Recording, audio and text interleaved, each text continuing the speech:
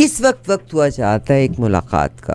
Always every Monday کو ہمارے سے جناب کرامت اللہ غوری صاحب یہاں موجود ہوتے ہیں، ایکس ایمبیسڈر. 40 سال کا رفاقت ان کی پاکستان کے مختلف وزرائے اعظم صدور کے ساتھ، اور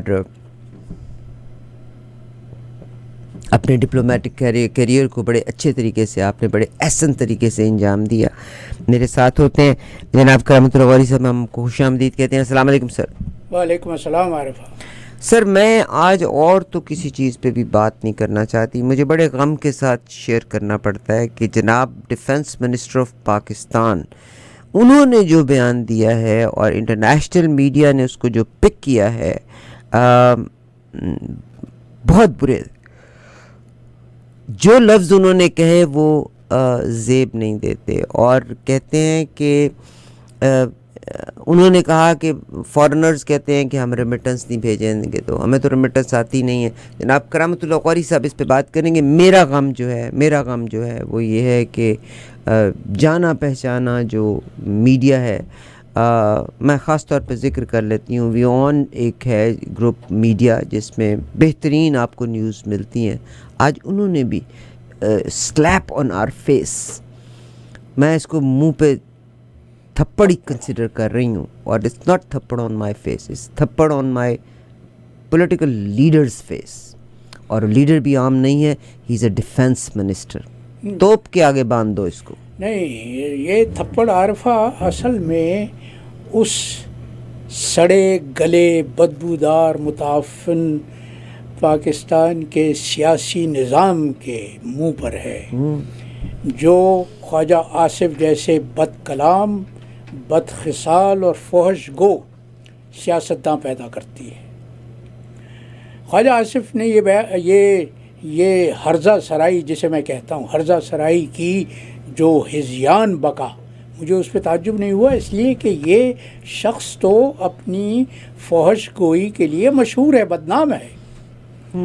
لیکن آپ نے صحیح کہا کہ جب تم حکومت میں ایک ذمہ دار عہدے پر بیٹھے ہوئے ہو تو تمہیں یہ احساس ہونا چاہیے، یہ خیال ہونا چاہیے کہ تمہارے منہ سے نکلے ہوئے الفاظ کیا تاثر پیدا کریں گے، امپیکٹ کیا ہوگا. وہ کیا شاعر نے کتنا اچھا شعر کہا تھا کہ دلوں کو زخم نہ دو، دلوں کو زخم نہ دو حرف ناملائم سے، دلوں کو زخم نہ دو حرف ناملائم سے. یہ تیر وہ ہے کہ جو لوٹ کر بھی آتا ہے، اوئے ہوئے دلوں کو زخم نہ دو حرف ناملائم سے. یہ تیر وہ ہے کہ جو لوٹ کر بھی آتا ہے.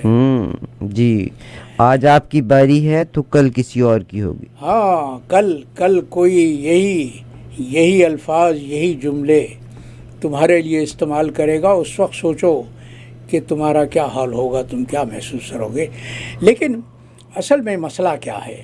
مسئلہ ریمیٹنس کا نہیں ہے. مسئلہ یہ نہیں ہے کہ شمالی امریکہ میں آباد پاکستانی کتنا پیسہ، پہلے جتنا زر مبادلہ پاکستان بھجواتے تھے اس کے مقابلے پہ اب کتنا کم زر مبادلہ بھجوا رہے ہیں. مسئلہ یہ ہے کہ شمالی امریکہ میں آباد جو پاکستانی ہیں وہ پڑھے لکھے باشعور طبقے سے تعلق رکھتے ہیں، اور وہ چونکہ جمہوری معاشروں میں رہتے ہیں، صحیح جمہوری معاشروں میں، تو وہ یہ دیکھ سکتے ہیں کہ ایک صحیح جمہوری معاشرہ کینیڈا ہو یا امریکہ ہو، ریاستہائے متحدہ امریکہ ہو، اس میں انسانی حقوق کا کتنا احترام ہے. صحیح، ہر فرد کی آزادی مسلم ہے، اس کے خلاف کوئی انگلی نہیں اٹھا سکتا جب تک کہ وہ قانون کی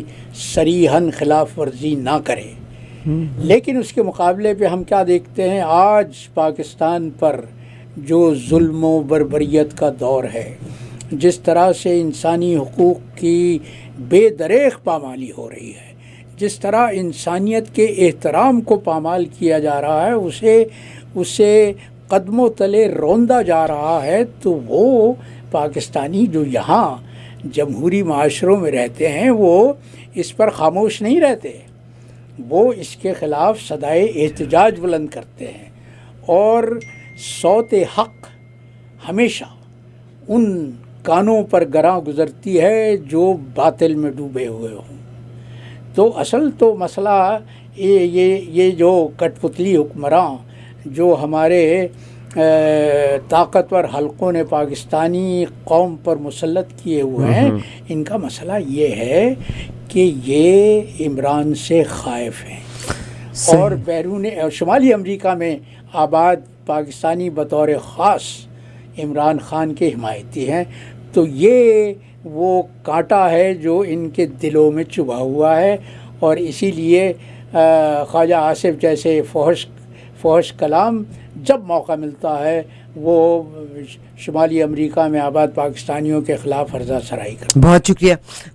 جب میں ذکر کر رہی ہوں تو اپنا جو یہ ہمارا north American physician of Pakistani descendant ہیں، انہوں نے بڑے برے طریقے سے اس کو کنڈیم کیا ہے، اور انہوں نے کہا ہے کہ یہ جو کامنٹس ہیں مور دین 3 ملین آف پاکستانیوں کے لیے جو کہ پاکستان سے باہر ہیں، سٹنگ منسٹر نے بہت غلط بیان دیا ہے۔ یہاں سے انہوں نے جو لفظ کہا ہے، انہوں نے کہا ہے کہ یہ جو پاکستان میں ریمیٹنس آتی ہے، موسٹلی یہ ریمیٹنس جو ہے یہ انہوں نے نیشنل اسمبلی کو وینسڈے کو ایڈریس کیا تھا۔ انہوں نے کہا تھا کہ English speaking sitting outside of Pakistan are seeing that the remittance will stop remittance are sent by، وہ کہتے ہیں موسٹ آف دا ریمیٹنسز جو پیسہ آتا ہے پاکستان میں وہ گلف کنٹری سے آتا ہے۔ someone is living in Canada, someone in America, these are the shameless people, they come back to bury the bodies and go back۔ تو میاں نواز شریف صاحب تو ان کے بچے تو دفنانے بھی نہیں آئے تھے، ان کے ابا جی بھی آئے تھے تو ان کو بھی یہاں دفنایا تھا، ان کی امی جی بھی آئی تھیں، تو بیگم صاحبہ بھی آئی تھیں، تو دس مین شیملیس۔ تو پھر کون شیملیس ہوا؟ آپ بیانات دیتے وقت یقیناً سوچنا چاہیے۔ اپنا جو ایک انسٹیٹیوٹ ہے ہمارا یہاں پہ، اور انٹرنیشنل پاکستانی جو نیشنل جو ہمارے ڈاکٹرز ہیں انہوں نے اس کے بارے میں خاص طور پہ نوٹس دیا ہے، جو اپنا کے ڈاکٹرز ہیں، physicians of Pakistani descendant of North America, this is a right way to condemn.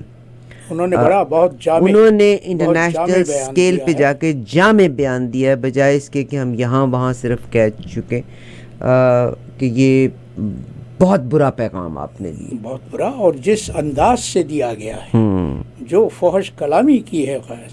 افسوس یہ ہے کہ وہ حکومتی ٹولہ جو پاکستان کو اپنے پنجے میں دبائے ہوئے ہے، اس کی طرف سے وزیر اعظم شہباز شریف کی طرف سے کوئی رد عمل نہیں ہوا کہ میرے وزیر دفاع نے پاکستانیوں کے خلاف کس طرح سے کذب بیانی کی ہے، کس طرح سے جھوٹ بولا ہے، کس طرح ان کی توہین کی ہے۔ اور یہ وہ پاکستانی ہیں جو پاکستان پر جب کوئی وقت پڑے تو سب سے پہلے پاکستان کی مدد کرنے کے لیے کھڑے ہوتے ہیں۔ پاکستان پر جب کبھی کوئی مالی بحران آتا ہے تو انہی پاکستانیوں سے اپیل کی جاتی ہے، درخواست کی جاتی ہے کہ آپ اپنی ترسیلات زر کو بڑھا دیجئے۔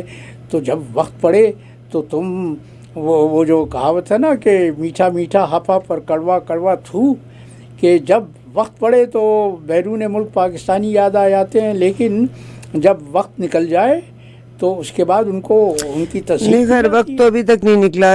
اپنا نے بڑے خوبصورت الفاظ میں کہا ہے، انہوں نے کہا mister Asif may have his political differences with some overseas Pakistani but that does not give him the right to disgrace the whole community.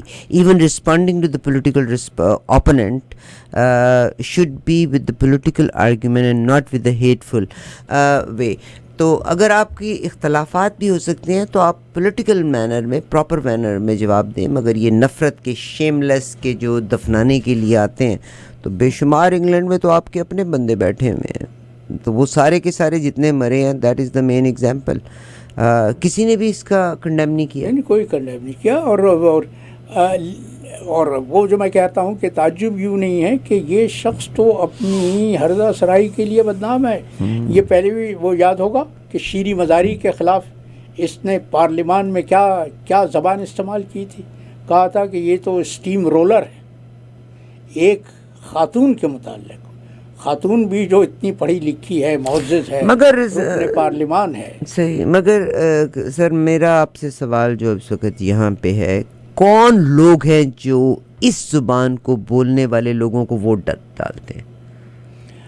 وہ تو مسئلہ عارفہ، وہ تو پاکستان اصل پرابلم تو یہ ہے نا، پاکستان کے جاگیرداری کلچر کا ہے. دیکھو نا، یہ تو جاگیردار نہیں ہے. اس نے بلکہ مفتاح اسماعیل کی جب بات کی تو اس نے کہا مفتاح اسماعیل کے پاس پیسہ بھی ہے، بہترین کالجز میں پڑھے، بہترین اسکول میں، بہترین یونیورسٹی میں، انٹرنیشنل میں انڈسٹریلسٹ ہیں، اور انہوں نے ساتھ یہ لفظ کہا میں غریب آدمی ہوں. ٹھیک ہے، تو کون سے لوگ ہیں جو ان کو ووٹ دیتے ہیں؟ چاہے یہ ہیں، چاہے وہ تارڑ ہیں، چاہے وہ رانا ثناء اللہ ہیں. ہمارا برادری نظام ہے وہ زہر ہے. وہ برادری نظام جو پاکستانی کلچر کی جڑوں میں بیٹھا ہوا ہے. میں نے ایسے ٹیلی ویژن پروگرام سنے ہیں کہ ایک رپورٹر جا کے گاؤں کے لوگوں سے سوال کر رہا ہے کہ وہ فلاں جو شخص آپ کی طرف سے قومی اسمبلی میں بیٹھا ہوا ہے، اس نے کبھی آپ کے مسائل حل کیے؟ اور جواب یہ تھا کہ صاحب جب ان کو ووٹ لینا تھا تو ضرور آئے تھے، اس کے بعد سے تو کبھی انہوں نے اپنی شکل بھی نہیں دکھائی. تو رپورٹر نے پوچھا کہ اچھا اب یہ جو انتخاب ہونے والا ہے اس میں تو آپ ان کو ووٹ نہیں دیں گے نا؟ تو انہوں نے کہا نہیں، ووٹ تو ہم انہی کو دیں گے اس لیے کہ وہ ہمارے گرائی ہیں. جہاں فیصلہ اس بنیاد پر ہو کہ فلاں ہمارا گرائی ہیں، فلاں گرائی نہیں ہے، وہاں جمہوریت کا کلچر کہاں پیدا ہو سکتا ہے؟ مگر سر سیم از ان سندھ. تو سندھ میں کیا ہو رہا ہے؟ سندھ میں سارے وڈیرے سندھ کی سیاست پر مسلط ہیں. کراچی میں ابھی جو میئر کے انتخاب پر جو ڈرامہ کیا گیا، جس طرح سے فوزیہ وہاب کے بیٹے مرتضیٰ وہاب کو جتایا گیا، پی ٹی آئی کے 30 اراکین کو اغوا کر لیا گیا. ان کو آنے ہی نہیں دیا گیا کہ وہ جا کے ووٹنگ میں حصہ لے سکتے. یہ کلچر ہے. یہ میں کہتا ہوں، بار بار کہتا ہوں کہ ان جاگیرداروں. ایم کیو ایم کا کیا سٹینس ہے اس پہ؟ ایم کیو ایم کس کی پیداوار ہے بھائی؟ ایم کیو ایم تو ٹیلی فون کی منتظر رہتی ہے کہ جب فون آ جاتا ہے وہاں سے جو اس کو پیدا کرنے. آپ کی سسٹر ان لا ناراض نہ ہو جائے. آپ کی سسٹر میں تو اس کے منہ پہ کہتا ہوں، میں تو اس کے منہ پہ اس سے کتنی بار کہہ چکا ہوں کہ خدا کے لیے اس پارٹی سے نکل جاؤ، اس کو چھوڑ دو. لیکن مشکل یہ ہے عارفہ، راز کی بات یہ ہے کہ M Q M is one way street. There is no exit. No exit. They kill people. ہاں بالکل. جو منحرف ہوا اس کو ختم کر دو. اور یہی ہمارے جاگیرداری کلچر کی لعنت ہے کہ مخالف کو یا تو خرید لو، اگر بکتا نہیں ہے تو اس کو ختم کر دو.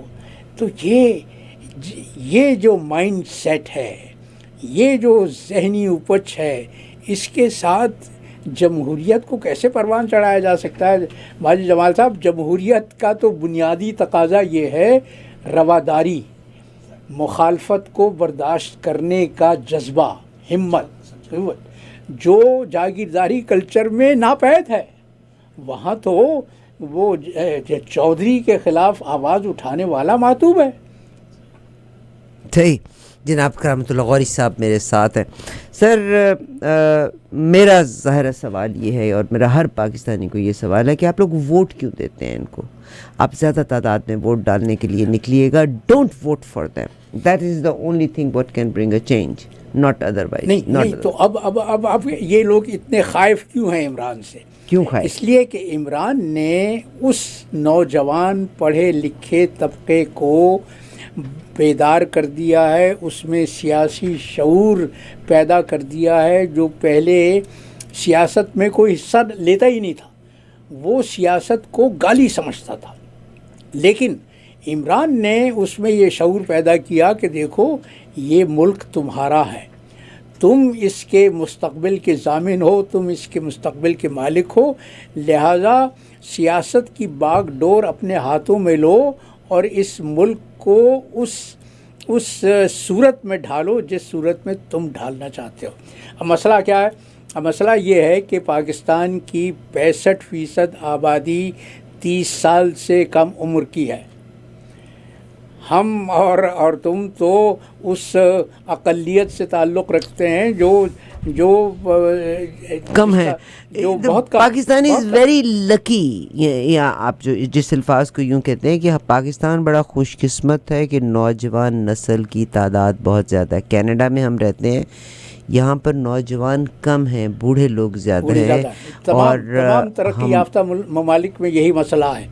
جاپان میں تو نیگیٹو گروتھ ہے، وہاں کی اب 65% آبادی بڈھوں پر مشتمل ہے۔ پاکستان اس لحاظ سے یقیناً خوش قسمت ہے، لیکن وہ جو اپنے آپ کو پاکستان کا مالک و مختار سمجھتے ہیں، وہ جو پاکستان کی ریاست پر، پاکستان کے نظام پر ناک کی طرح سے بیٹھے ہوئے ہیں پچھلے 70 برس سے، وہ یہ نہیں چاہتے کہ نوجوان نسل پاکستان کی قیادت اپنے ہاتھوں میں لے۔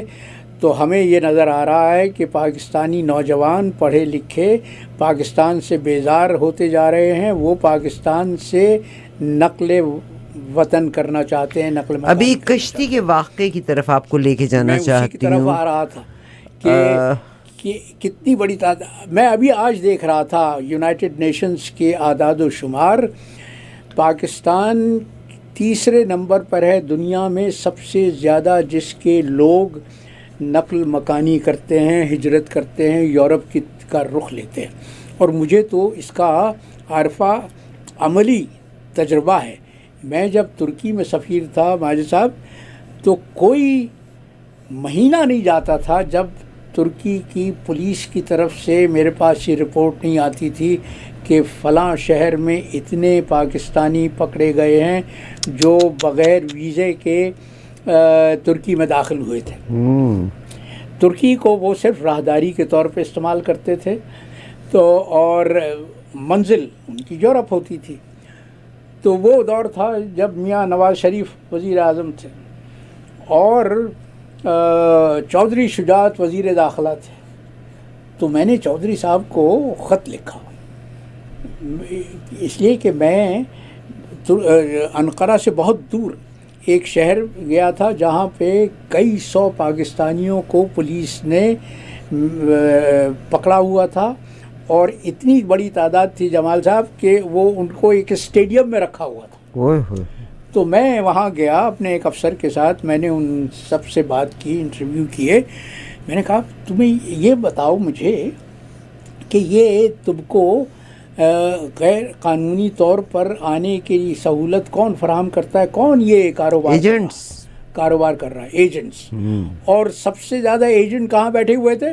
چودھری شجاعت کے اپنے شہر میں، گجرات میں۔ تو میں نے چودھری صاحب کو خط لکھا، میں نے کہا کہ دیکھیے یہ تو وہی ہے کہ چراغ تلے اندھیرا، کہ آپ کے شہر میں یہ کاروبار ہو رہا ہے اور پاکستانی اس طرح سے ذلیل اور خوار ہو رہے ہیں، اور پاکستان کی اس طرح سے بے عزتی ہو رہی ہے۔ ترکی جیسے برادر ملک میں جو پاکستان کا خیر خواہ ہے، جو پاکستان کا ہمدرد ہے، پاکستان کا دوست ہے۔ چودھری صاحب نے مجھے اس کا کوئی جواب نہیں دیا۔ ایک مہینہ جب گزر گیا تو میں نے ان کو دوسرا خط لکھا، اور اس خط کی کاپی میں نے پرائم منسٹر کو بھی انڈورس کر دی۔ اب جب وہ خط پہنچا چودھری صاحب کے پاس تو انہوں نے مجھے فون کیا اور کہا، شکایت کی کہ سفیر صاحب آپ نے اس کی کاپی وزیر اعظم کو انڈورس کیوں کی؟ میں نے کہا کہ آپ کی طرف سے کوئی جواب نہیں آ رہا تھا، تو میں نے یہی مناسب سمجھا کہ میں وزیر اعظم کی توجہ اس مسئلے کی طرف دلاؤں۔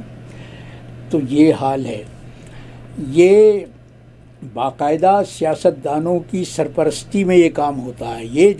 یہ جو اس گھناونے کاروبار میں ملوث ہیں، یہ مگر مجھے یہ بتائیے گا کہ بغیر نہیں کرتے۔ اب یہ جو واقعہ ہوا، آپ انٹرنیشنل بھی رہے کہ یونان کا جو کشتی کا حادثہ ہوا ہے، اب کیا اس کشتی کے لوگوں کی انشورنس ہوگی؟ کیا ملے گا ماں باپ کو 23 لاکھ روپیہ دے کے؟ انشورنس کہاں ہوتی ہے بیوی؟ 23 لاکھ روپیہ دے کے یہ لوگ 23 لاکھ روپے دے کے لوگ گئے.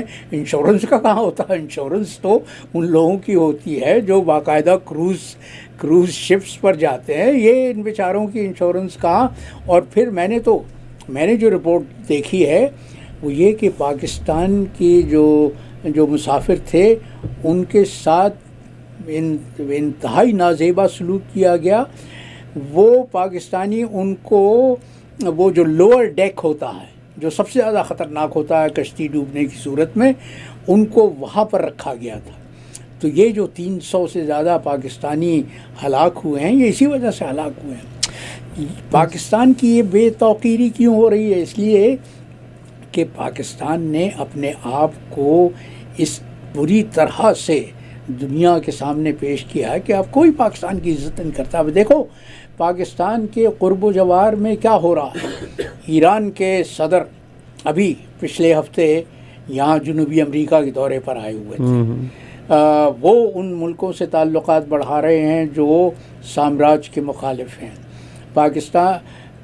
ترکی اور سیریا آپس میں ایک دوسرے سے بات، مگر یہ کوئی کویشن بن نہیں رہی کہ ایران کے صدر امریکہ میں آئے ہوئے تھے. ایران کے تعلقات ایک عرصے سے سعودی عربیہ سے خراب تھے، ٹھیک ہو گئے، امبیسی بھی شروع ہو گئی.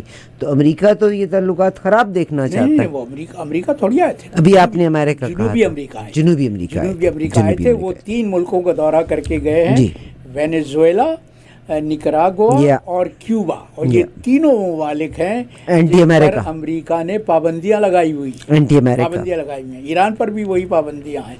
تو وہ جو اچھا، میں ایک آپ کو قطع کلامی کی معافی. 7002 آپ نے بھی کہا کہ آپ تک پیغام پہنچانے کا انہوں نے کہا ہے کہ عمران از نو مور ان دا پالیٹکس. مگر میں آپ کو بتاؤں we should not be proud of it. We should not be proud of it. You cannot count him out.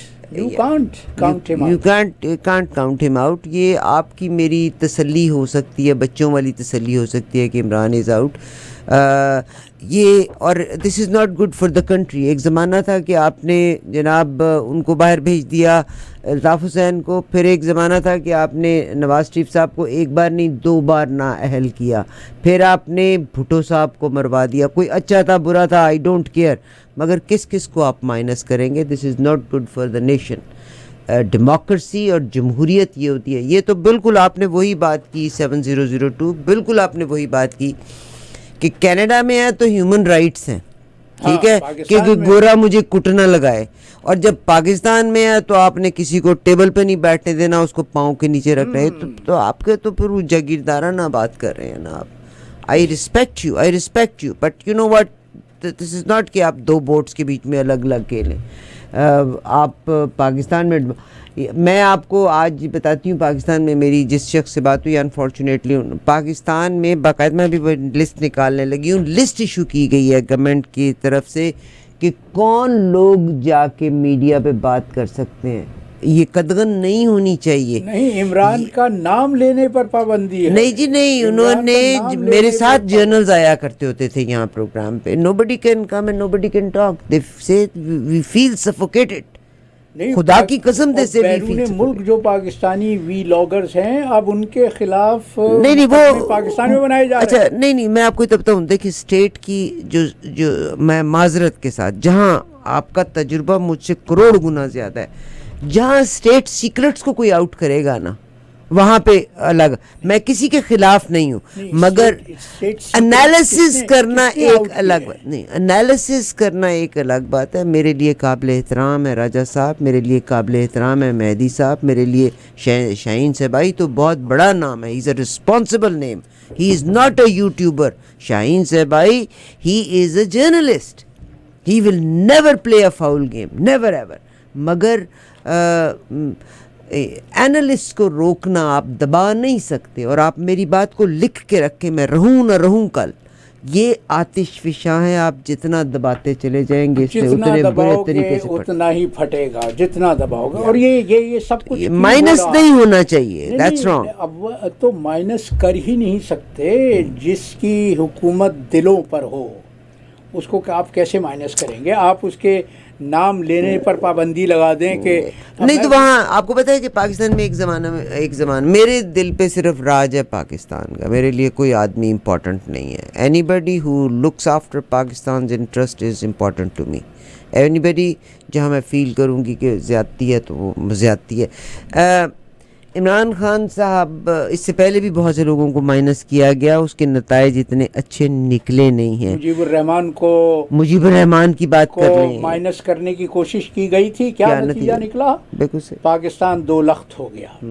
اور وہی اب حربہ عمران کے خلاف آزمایا جا رہا ہے, اس کو مائنس کرنے. اچھا ایک چیز مجھے بڑا سوال ہے, پاکستان کا ایک لا ہے جس میں لا یہ تھا کہ ڈیول سٹیزن شپ والا بندہ الیکشن میں حصہ نہیں لے سکتا.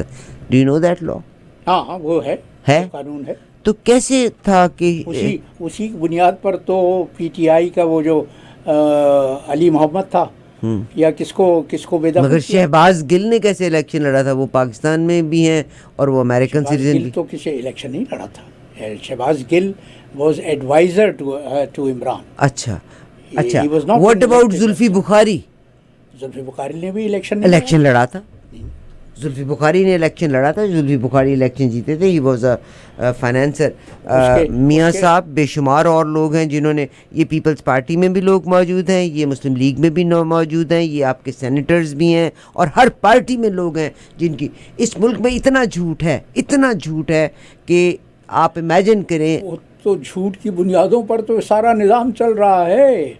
یہ جھوٹ کی بنیاد پر تو یہ سارا نظام چل رہا ہے. اب جس ملک میں عارفہ رونا آتا ہے, میں نے سپریم کورٹ کے چیف جسٹس سے جب یہ سنا کہ انہوں نے ایک وکیل جو ان کی عدالت میں پیش ہوا تھا اپنے انسانی حقوق کی پاسداری کے لیے, اس کو چیف جسٹس صاحب نے کیا مشورہ دیا؟ انہوں نے کہا کہ دیکھیے اس وقت پاکستان کے حالات اتنے نازک ہیں, آپ صبر کیجئے. بھائی آپ عدالت کا کام عدل کرنا ہے, انصاف فراہم کرنا ہے, یہ تلقین نہیں کرنی کہ آپ صبر کیجئے. آپ کس لیے بیٹھے ہوئے ہیں؟ آپ کس لیے عدالت کی سب سے بڑی کرسی پہ بیٹھے ہوئے ہیں؟ یہ پیغام دینے کے لیے کہ آپ کے پاس کوئی سائل اگر انصاف مانگنے آئے تو آپ کہیں کہ صبر کرو. سر اعتزاز احسن صاحب نے کورٹ میں لے کے گئے ہیں پی ڈی ایم کو ریگارڈنگ کچھ اس کے بارے میں جی بات کریں گے. اور انہوں نے جو ملٹری کورٹس کو انہوں نے چیلنج کیا ہے. اعتزاز احسن از ریناؤنڈ لائر ہیں, اور انہوں نے ملٹری کورٹس کا کہ یہ عمران خان کے زمانے میں بھی ملٹری کورٹس کام کر رہی. ملٹری کورٹس تو نہیں, عمران کے زمانے میں تو کام نہیں کیا. ملٹری کورٹس کا تو قانون ایوب خان نے بنایا تھا, اور نواز شریف جب وزیر اعظم تھے دوسری یا تیسری بار تو انہوں نے کوشش کی تھی کہ دہشت گردی کے جو ملزم قرار دیے جاتے ہیں ان کے خلاف ملٹری کورٹس میں کارروائی ہو. سوال یہ ہے, اول اس کو بھی چیلنج کیا گیا تھا اور عدالت عالیہ نے اس کو رد کر دیا تھا. معذرت کے ساتھ میں یہاں پہ آپ کو کریکٹ کروں گی, یہ مجھے نہیں معلوم تھا. جناب کرنل انعام میرے ساتھ پروگرام میں آئے تھے. کرنل انعام یہ پرویز مشرف کے دور میں انہوں نے ریزائن کر دیا تھا. کرنل انعام میرے ساتھ آئے. عمران خان کے 3.5 ایئر کے جو پیریڈ تھا اس میں 25 لوگوں کے اوپر ملٹری کورٹ میں مقدمہ 25 2 لوگ کہہ رہے ہیں, کچھ لوگ 25 میرے پاس جو کرنل انعام کی انفارمیشن ہے. فوجی تھے؟ نہیں جی, نان فوجی تھے. کرنل انعام نے مجھے شیئر کیا نان فوجی بھی اس میں تھے. اور کرنل انعام, یہ میں نہیں کہہ رہی, کرنل انعام کہتے ہیں کہ ان کو کاؤنسل بھی نہیں پرووائڈ کی گئی تھی.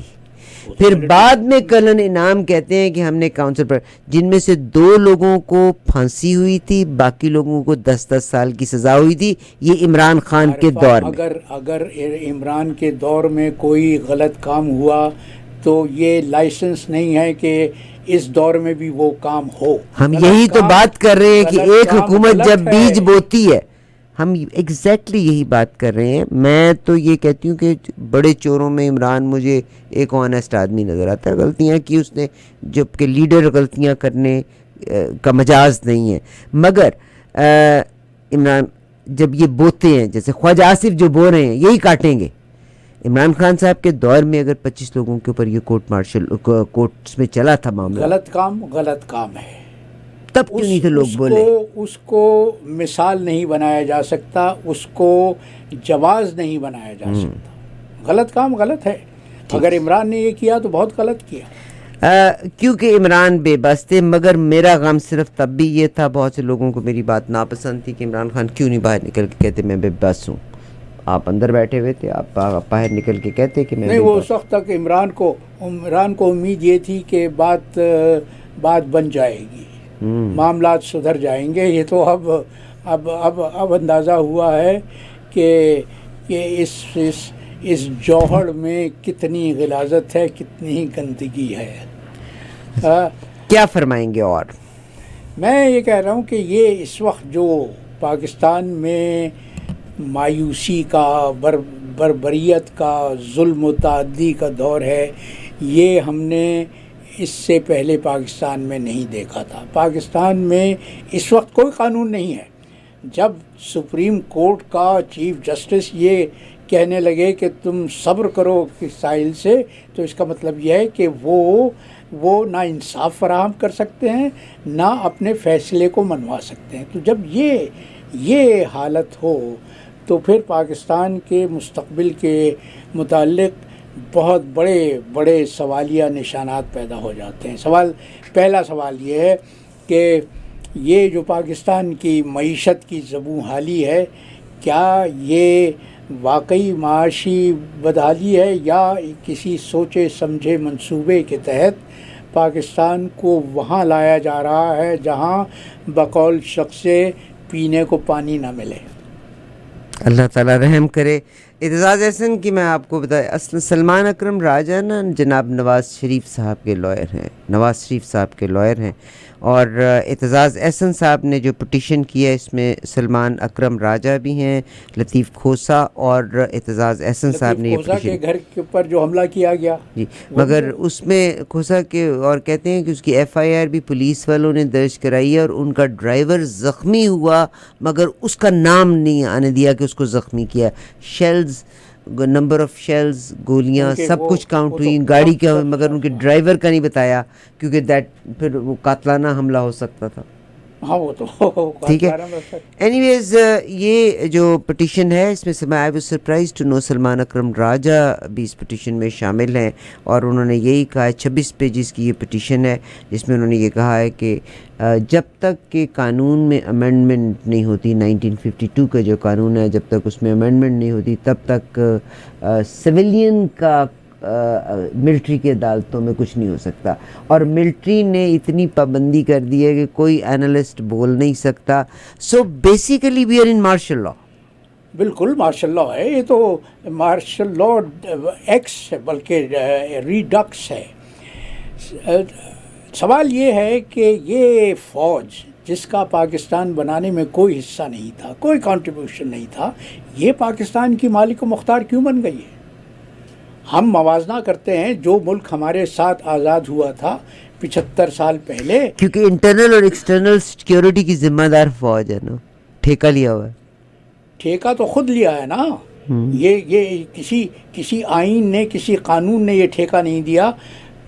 قائد اعظم جو پاکستان کے بنانے والے تھے ان کا فرمان آج بھی ریکارڈ پر موجود ہے. انہوں نے کہا تھا کہ تمہارا کام صرف سرحدوں کی حفاظت کرنا ہے، تمہارا کام پالیسی بنانے کا نہیں ہے. پالیسی حکومت بنائے گی، پالیسی سیاستداں بنائیں گے، تمہارا کام صرف اس کی تعمیل کرنا ہے.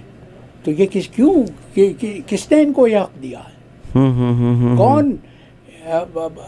بھارت کی ہم ہر برائی میں تو مثال دیتے ہیں لیکن یہ کوئی مثال نہیں دیتا کہ بھارت میں آج تک کبھی نہ مارشل لا لگا، نہ کسی چیف آف آرمی اسٹاف کو ایکسٹینشن دی گئی، اور وہاں ہر منتخب وزیر اعظم نے اپنی مدت ملازمت، اپنے عہدے کا دور پورا کیا ہے. پاکستان میں تو آج تک 31 وزرائے اعظم ہوئے، کسی وزیر اعظم کو اس کے 5 سال کی مدت پوری کرنے کی موقع نہیں دیا گیا.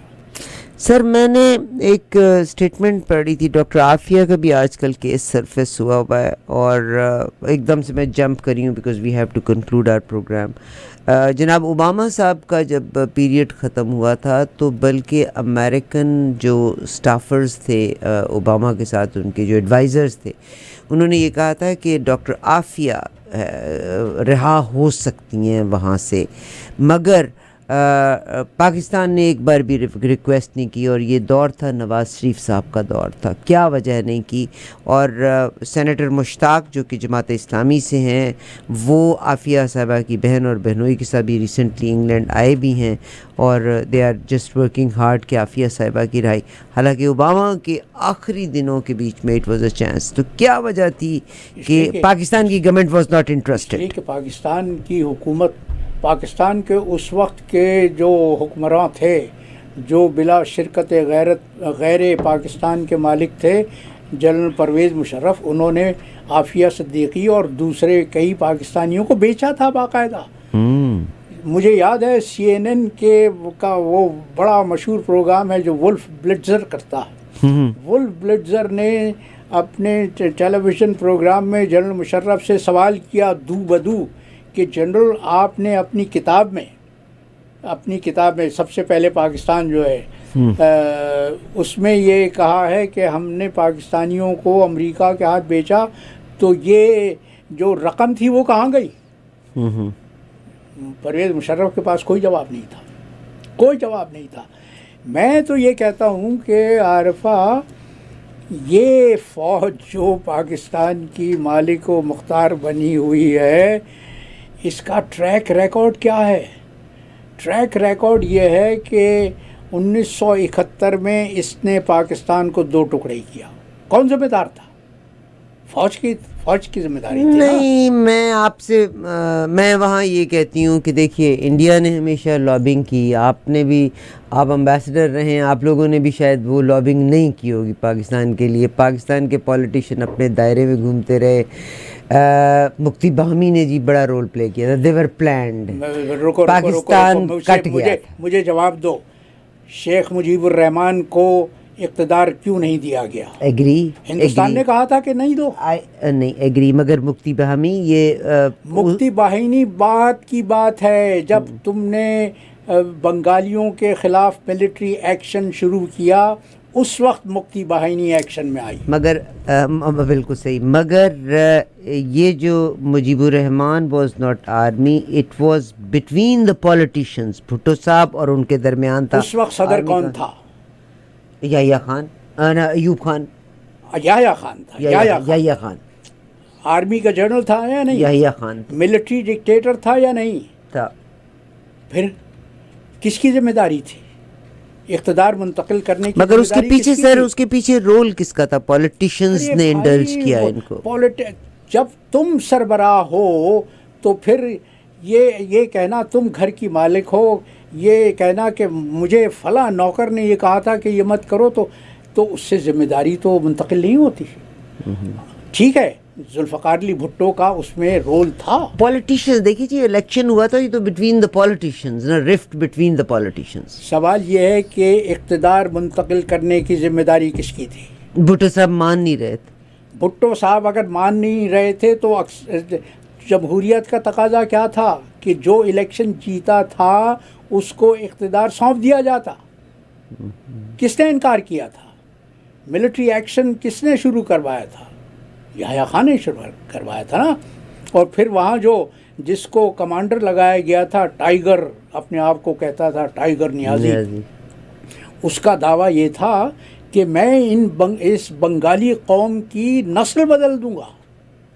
اچھا، اس میں آپ کو بتاتی ہوں، میں نے انڈین رائٹرز کی، میری میموری اتنی اچھی نہیں ہے، بلکہ میں اس پروگرام کے توسط سے تمام لسنرز کو کہنا چاہتی ہوں کہ اگر آپ اپنی چائے میں سویٹنر یوز کرتے ہیں تو never ever use sweetener, because it affects آپ کی میموری پہ سب سے زیادہ افیکٹ کرتا ہے. And I am one of the victim, and then I started reading it. آپ ڈائٹ کوک اور یہ وہ جس کے بیچ میں بھی یہ سویٹنر ہیں، don't use it, it directly affect your memory. Sir میں انڈین آتھرز کی کتابیں ہیں باقاعدہ کہ یہ لفظ کہتے ہیں نا، یہ ہماری پرابلم یہ ہے کہ ہمیں ایک لفظ فیڈ کر دیا جاتا ہے تو ہم اس کو اپنا لیتے ہیں. نسل بدلنا کہ پاکستانی آرمی آفیسرز نے وہاں جا کے خدا نخواستہ عورتوں کے ساتھ زیادتی کی تھی. میں نے انڈین آتھرز کا بھی پڑھا، ایسی قطعاً کوئی بات نہیں.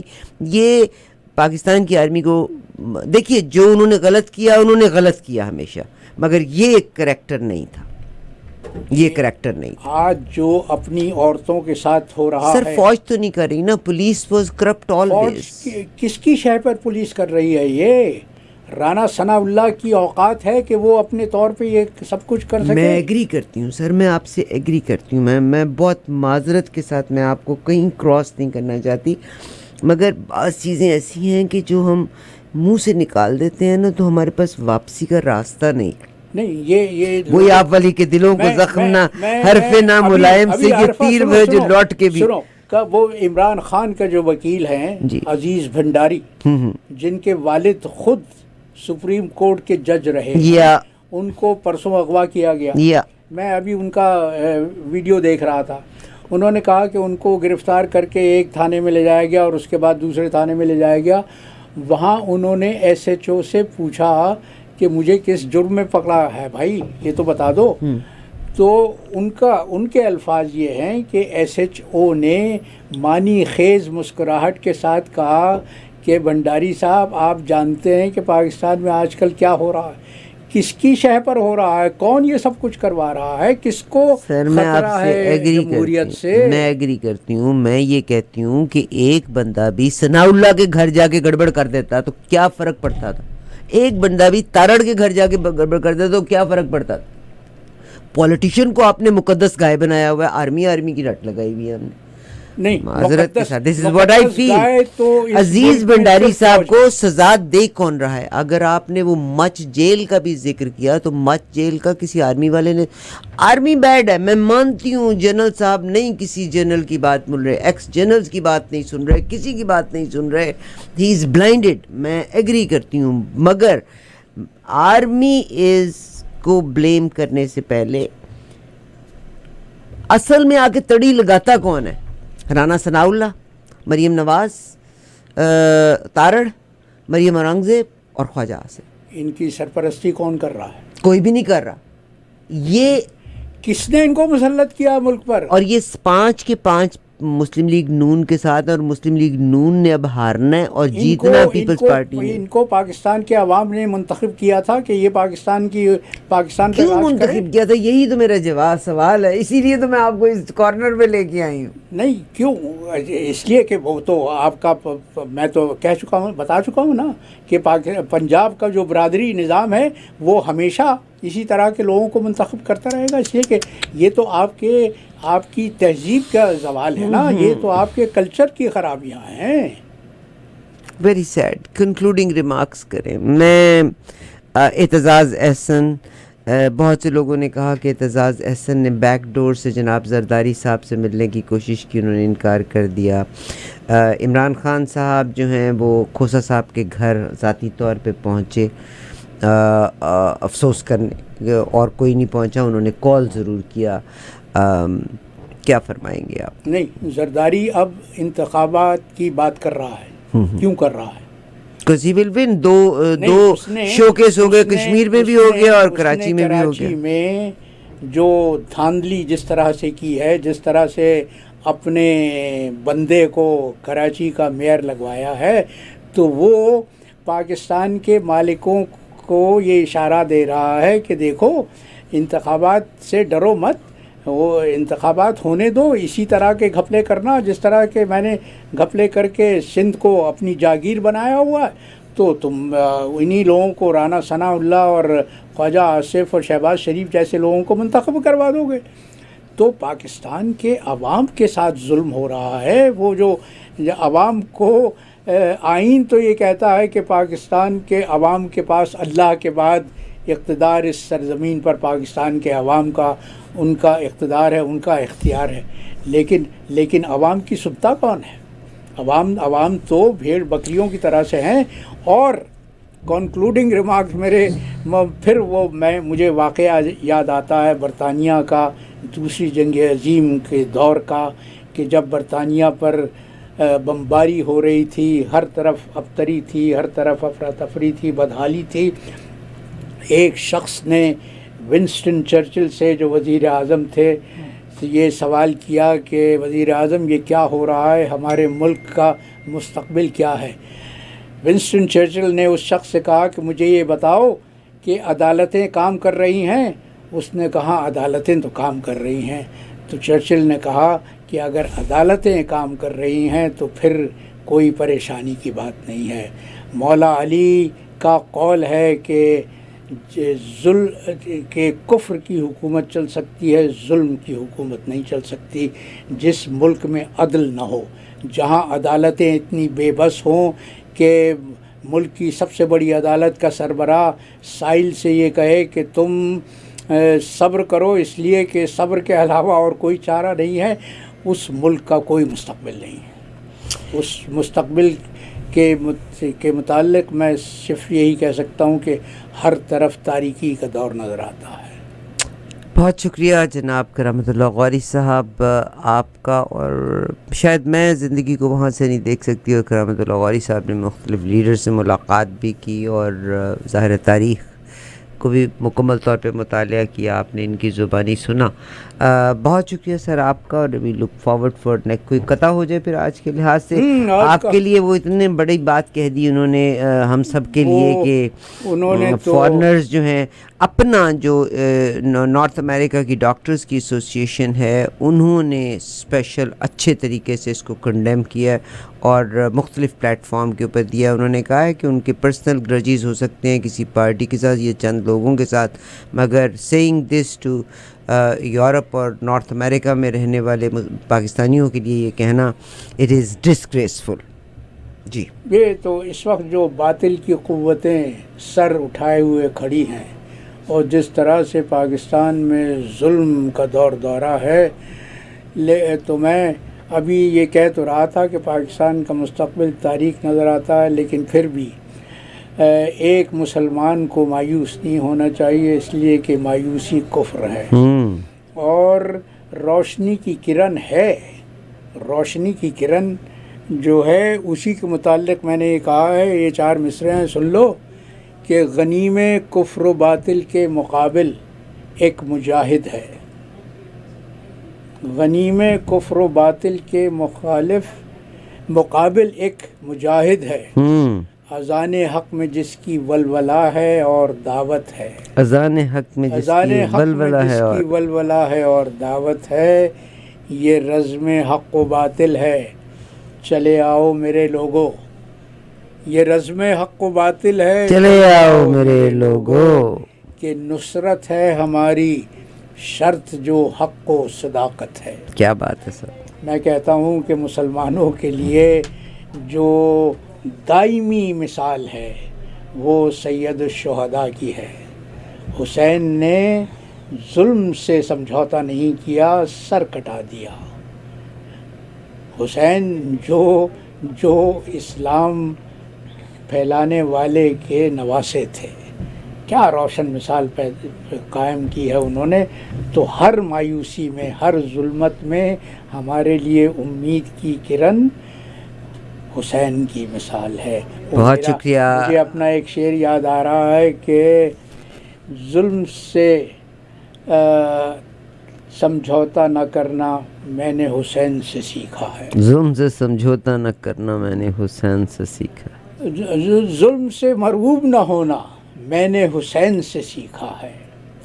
حق کے لیے قربانی دینا میں نے حسین سے سیکھا ہے۔ بہت شکریہ۔ امام حسن اور امام حسین آپ صلی اللہ علیہ وآلہ وسلم کے نواسے، خاتون جنت حضرت بی بی فاطمہ الزہرا کے بیٹے، حضرت علی کے بیٹے، اور آپ کا کوئی بیٹا تو نہیں تھا مگر بیٹی سے یہ 2 بیٹے تھے جن کو آپ نے بہت پیار کیا۔ آپ ان کے لبوں پہ بوسہ دیا کرتے تھے، اپنے کندھے پہ بٹھایا کرتے تھے، مگر مارنے والے بھی مسلمان تھے اور شہادت پانے والے بھی رسول کے نواسے تھے، مگر یہی ہماری تاریخ۔ یہ جو تم سید شہزادی کونین کی مثال دے رہی ہو نا، تو میں یہ کہتا ہوں کہ وہ مسلمان جو عورت کو بے توقیر سمجھتے ہیں، جو عورت کی عزت نہیں کرتے، وہ اپنے پیغمبر کی توہین کرتے ہیں، اس لیے کہ پیغمبر کی نسل ان کی بیٹی سے چلی۔ بہت شکریہ۔ پیغمبر کی نسل ان کی بیٹی، مگر دیکھیے میں اس ٹاپک میں جانا نہیں چاہتی، پیغمبر کی نسل ان کی بیٹی سے چلی۔ آپ امیجن کریں کہ 30 سال کے بعد آپ صلی اللہ علیہ وآلہ وسلم کے جانے کے 30 سال کے بعد آپ کے چاروں خلفاء میں سے ایک خلیفہ طبعی موت مرتے ہیں، 3 کی اسیسینیشن ہوتی ہے، رسول کے نواسوں کو مارنے والے بھی کلمہ گو تھے۔ ٹھیک ہے، تو آج کے مسلمان جو کہ 1500 سال پیچھے آ گئے ہیں، وہ تو پھر انتہائی ابتر بدترین حالت میں ہیں۔ اجازت دیجیے گا کرامت اللہ قاری صاحب، آپ کا بہت شکریہ۔ میرا دل چاہتا ہے میں اس پہ پروگرام کروں ضرور۔ آج 1500 سال کے بعد، یعنی 1444 سال کے بعد، آپ امیجن کریں کتنی بدتر حالت ہے۔ 30 سال کے بعد اور 60 سال کے بعد کا ہم ذکر کر رہے ہیں۔ ابھی دیجیے اجازت۔ وہ تو حضرت عمر کی شہادت تو رسول کی آنکھ بند ہونے کے 12 برس بعد ہوئی تھی۔ نہیں 30 سال کے بیچ میں چاروں خلفائے ختم ہو گئے ہوئے تھے نا، حضرت علی تک ملا کے بھی۔ اینی ویز، حضرت علی وہ بچہ جس نے سب سے پہلے اسلام قبول کیا تھا، اور آپ صلی اللہ علیہ وآلہ وسلم کے صاحب حضرت ابو طالب کے ہاں ہی ریز ہوا کیا تھا، ان کو چچا کے بیٹے تھے ان کے۔ تو اینی ویز ابھی دیجیے اجازت، انشاءاللہ اگلے پروگرام۔ یہی وہ 30 سال کی بات تھی، اور آج تو 1400 سال گزر گئے ہیں۔ مسلمان میجورٹی، چند لوگ بہت اچھے ہیں جن کی دم سے دنیا قائم ہے، اس چند میں میں اور آپ شامل نہیں ہیں۔ مسلمان اسی لیے تو خوار ہیں کہ رسول کی تعلیمات کو فراموش کر بیٹھے۔ اجازت دیجیے ابھی، انشاءاللہ اگلے پروگرام تک میرا آپ کا